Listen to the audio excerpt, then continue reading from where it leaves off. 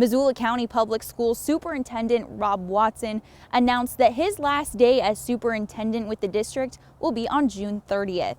This comes as he spent 3 years in Missoula of his 29 in public education. In the power of education to change people's lives. I've seen that happen in my own life.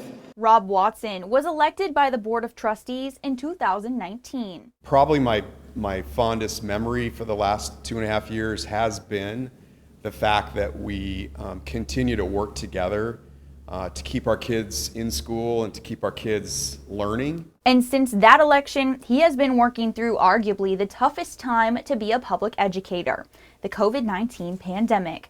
But that is not the reason why Watson is leaving his position with MCPS. It'll give me the chance to advocate for educators not only here in Missoula but across our state in sort of those venues that you typically would expect advocacy, like the legislature, the interim education committee, the Board of Public Ed.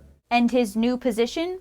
Executive Director for School Administration of Montana, a position he applied for to advocate for public education and progress the professional development for school leaders in Montana. For me, it wasn't about leaving this position, but it was more about where I was going and what I'd be doing, and continue to advocate for that role in public ed. And Watson says his hope is to make a greater impact in the world of public education through his new position. Watson also says that he feels good about leaving MCPS in the hands of a new superintendent, as they were wrapping up loose ends with the 2019 strategic plan. The next steps will be to find a new superintendent for MCPS, and this is on the agenda for the board to meet and discuss on February 22nd. In Missoula, Hannah Hislop, MTN News.